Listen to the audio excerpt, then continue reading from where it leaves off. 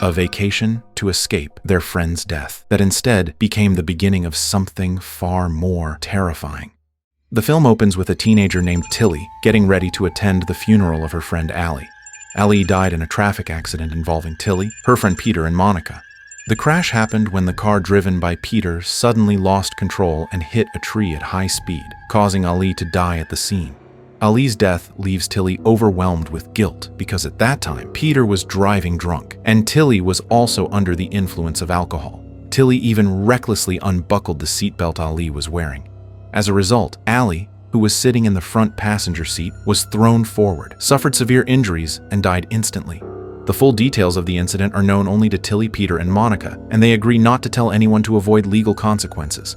Tilly is heavily burdened by guilt for Allie's tragic death, which was indirectly caused by her careless action of removing Allie's seatbelt. Had she not done that, Allie might not have been thrown from her seat, and the risk of death could have been reduced.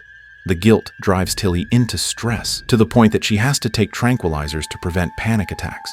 When Tilly arrives at Allie's house to pay her last respects, she is treated harshly by some people grieving Ali, including Ali's boyfriend Andrew and Ali's uncle Bob, who blame her for Ali's death.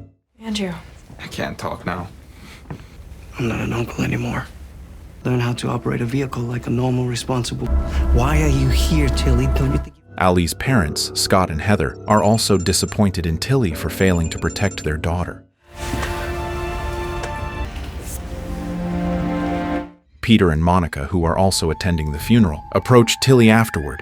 Seeing how distressed Tilly is, Monica suggests they take a trip to her father's cabin, hoping the getaway will help Tilly relax and forget her troubles for a while. Tilly agrees, and the next day they head to Monica's father's cabin. Not really. After a long trip, they arrive at the old cabin once lived in by Monica's late grandparents. I thought we were going to cabin. It's located in a remote area by a lake, far from any town, though surprisingly the electricity and internet still work well. The cabin looks old from years of abandonment, but the furniture is still well preserved. Ready? Ready.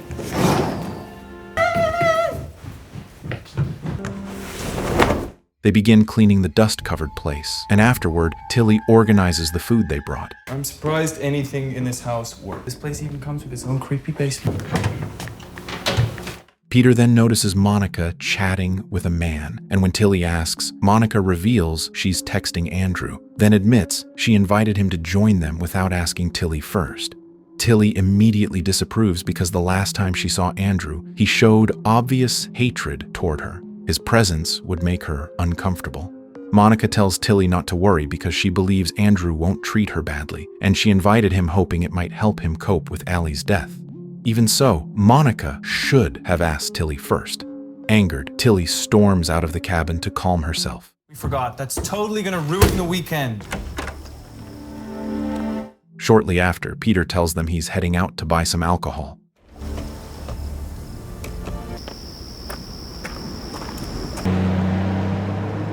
Moments after Peter leaves, Tilly and Monica resume arguing about Monica inviting Andrew to the cabin. Tilly, still furious, questions whether Monica truly feels any grief over Allie's death. Tilly thinks Monica seems too casual and shows no guilt, while Tilly herself feels awful facing Andrew because, indirectly, she caused Allie's death. Monica, however, appears indifferent. Their argument lasts for quite a while until Monica, not wanting to ruin the trip, decides to place a photo of Allie surrounded by candles as a final tribute to their late friend. Deep down, Monica is still grieving Allie's loss, but she hides it, insisting that they shouldn't drown in sorrow because grieving forever won't bring Allie back. Hearing this, Tilly realizes Monica has a point. There's no way to stay sad endlessly, and they reconcile. Without them noticing, a man in a jacket sneaks into the cabin behind them. They go to their rooms and suddenly discover their phone signal has disappeared, which they assume is normal given how remote the area is. With nothing else to do, Tilly and Monica cook dinner while waiting for Peter. I really am. I am. It's hot. After some time, Peter returns, and they eat together while talking about old memories. In the dead of night when nobody's around because they get shy. That can be. In the middle of their chat, they faintly hear a strange noise. It's so bad. It's the worst. It's not. But Monica explains it's probably a wild fox roaming the area. After dinner, they prepare to sleep, and Tilly blows out all the candles around Allie's photo.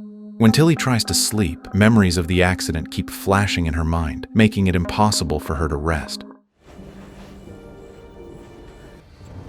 Hey guys. Yo. When she steps out of her room, she is confused to see all the candles lit again even though she had extinguished them earlier. Assuming Monica relit them, she blows them out again and returns to her room. In the darkness, she senses something moving behind her and goes to look, only to find Peter drunk in the kitchen. She helps him back to his room and tells him to sleep. Oh, it's just... On her way back, she suddenly hears Allie's voice. Terrified, she chooses to sleep in Monica's room instead. She tells Monica everything, and Monica admits she has also been hearing objects falling or shifting since they arrived, but stayed quiet to avoid scaring the others. Tilly then tells Monica that Peter seems addicted to alcohol, which can't be ignored since he often drives. If he drives drunk again, the past accident could repeat itself. Because it's already late, they go to sleep, but that night Tilly feels someone watching her, making it hard to rest. Tilly?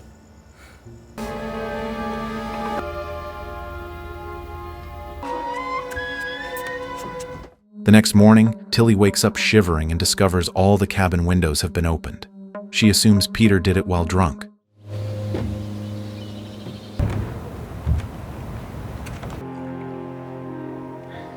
She then spends her time sitting by the lake, deep in thought. Soon after, Peter approaches Tilly to apologize for getting drunk the previous night and causing trouble for her. Tilly bluntly tells him to stop his drinking habit because it's dangerous, especially since he often drives. If he keeps it up, he could endanger his own life. Unfortunately, Peter doesn't take her advice well and walks away. It didn't seem fine yesterday. Look, just leave it. Don't go to... Peter! Later that afternoon, Monica, feeling bored, invites Peter and Tilly to take a walk in the woods. Because Tilly and Peter are still upset with each other, Tilly chooses not to join. Monica and Peter head out together, enjoying the forest scenery. How did your dad die? During the walk, Monica asks Peter whether he's really addicted to alcohol. Peter admits he struggles to stop drinking because his own mother hates him. His parents divorced long ago, and he lives with his mother, but since he resembles his father, she despises him, leaving Peter feeling unloved and depressed. To cope, he turns to alcohol. Hearing this, Monica feels sympathy for him. After walking far enough from the cabin, their phones finally regain signal, and Monica immediately messages Andrew, telling him to come to the cabin. Meanwhile, back at the house, Tilly, who is preparing dinner, suddenly hears objects moving on their own, followed by Allie's voice sounding like a recording. Guys, is that you?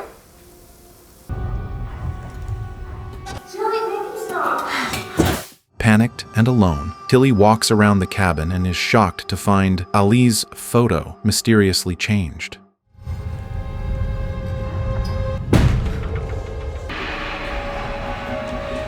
As the disturbances worsen, she decides to flee, but luckily Peter and Monica return just in time. Tilly tells them someone has broken into the cabin and has been tormenting her by playing recordings of Ali's voice. To prove it, she shows them the altered photo, which now shows Ali and Tilly together. If none of them changed it, the intruder must have. Terrified, Tilly urges them to leave immediately before the intruder harms them. But just as they try to escape, they discover their car has been sabotaged. The battery has been removed. Start it! Yeah, I'm trying. The hell? I got it. I was cooking in the kitchen, and then I heard this voice. So he kept his distance. Please, it's not him. They could walk to the nearest settlement, but it's far and would take too much time. With no other options, they hide inside the cabin. Tilly begins trying to figure out who the intruder might be. After hearing the recording, she realizes the sound is from the moments leading up to the crash that killed Ali. Something impossible, since only Tilly, Peter, and Monica were there. How could someone else have that recording? Tilly becomes convinced the intruder must have a deep grudge over Ali's death. For now, her strongest suspicion is Andrew, since Monica invited him. And the last time they met, he seemed furious at Tilly for causing his girlfriend's death. Monica quickly denies this, saying Andrew would never do something like that. Since arguing won't solve anything, they decide to arm themselves with makeshift weapons and take shelter inside the cabin. Again and again, they are shocked to find countless photos of Ali scattered across the living room.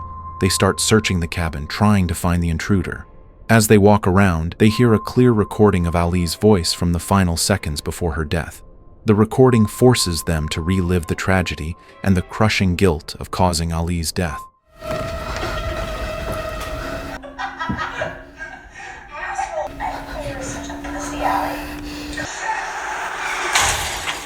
At this point, they feel completely defeated. They know Ali's death was entirely their fault, and they feel they deserve whatever terror is happening to them.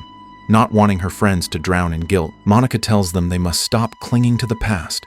Life keeps moving forward, and they can't stay trapped in their grief forever. She urges them to leave the cabin as soon as possible. When Monica realizes the recording has stopped, they look around, thinking the intruder might have left. But suddenly Monica is grabbed by a masked man hiding behind the curtain. What is it? The man quickly bolts out of the house and vanishes.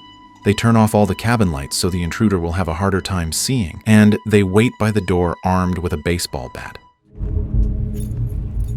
When the door opens, Peter swings immediately and hits the person entering, only to discover it's Andrew, who came because Monica had invited him. The blow kills him instantly. From outside, the masked man drags Monica away. Tilly and Peter try to save her but fail, and Monica is captured. Now only Peter and Tilly remain. Peter refuses to let them die there. He decides to call the police for help, but every time they're inside the cabin, their phones lose signal completely, making it impossible to call anyone. Peter then suggests going outside to find a signal, telling Tilly to hide in the cabin and hit anyone who approaches with the baseball bat. Moments after he leaves, Tilly hears Peter screaming. He has been caught by the masked man. No fucking seals. Tilly knows the intruder will come after her next. Terrified, she endures more disturbances as the intruder tries to break into the cabin.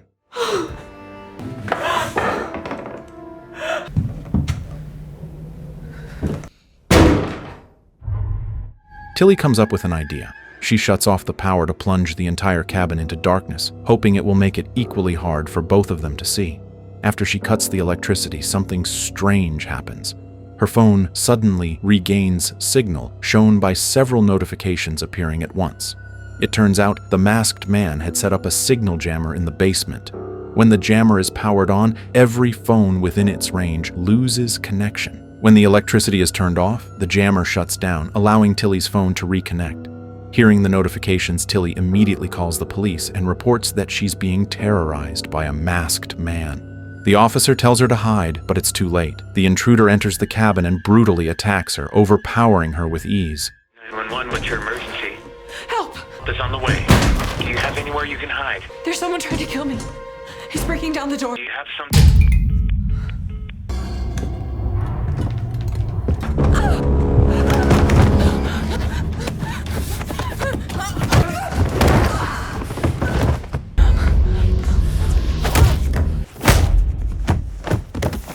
After tormenting her, he knocks her unconscious. The next morning, Tilly wakes up tied to a chair, and she sees that Peter and Monica are also bound. The masked man enters to check on them, then removes his mask, revealing that he is Scott, Ali's father.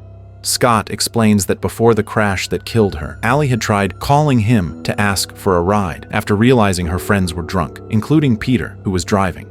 Because Scott was busy, he didn't answer, and Ali left him a voicemail. That voicemail captured her final moments, allowing Scott to learn the truth. Ali died because Peter, Monica, and Tilly recklessly drove while drunk, and because Tilly removed Ali's seatbelt.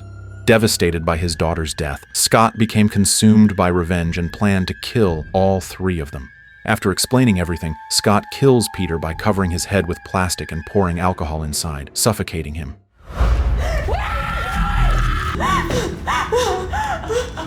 Then he kills Monica by breaking both her arms and snapping her neck.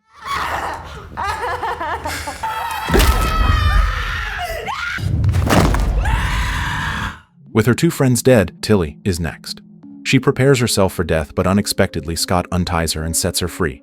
He tells her he wants her to live, so she will suffer for the rest of her life, traumatized by the deaths of her friends. To him, lifelong pain is far worse than death. Moments later, the police arrive and arrest Scott, who will certainly face severe punishment for his crimes. In the final scene, Tilly is rescued and taken to the hospital. Her empty, hollow stare shows she is deeply traumatized, suggesting her mental state will likely worsen after everything she has been through, and the story ends.